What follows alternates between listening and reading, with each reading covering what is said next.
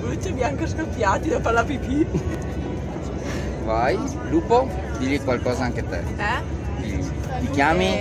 Claudia Ferrato, detta Lupo, e saluto tutti, stiamo tornando, non vedo l'ora di essere a casa e cenare.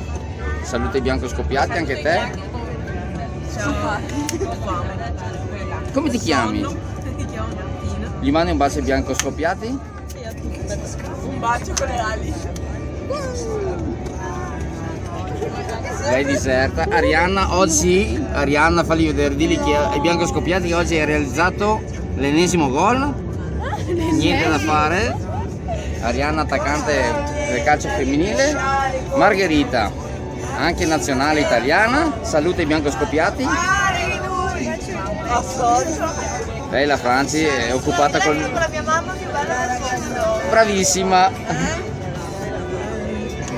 Devi salutare i bianco scoppiati.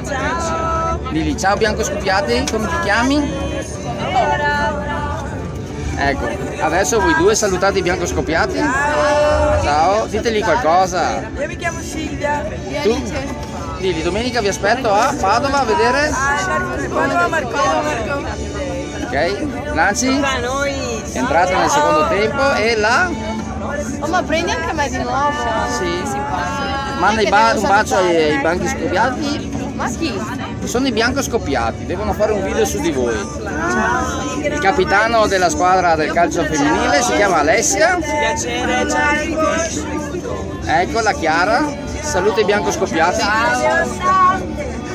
Sara, tocca a te. Ciao, bianco scoppiati. Le distanze. Ciao, bianco scoppiati. ancora non è vero perché si dice. E loro? È passato amore e se n'è andato il vento, ma sei rimasta mia, Eccoli qua. sei trappolata dentro. Scusami. Elisa, salutali anche te. Ciao. Ciao bianco scoppiati. E adesso, per finire, il nostro portafortuna, vi saluto anch'io.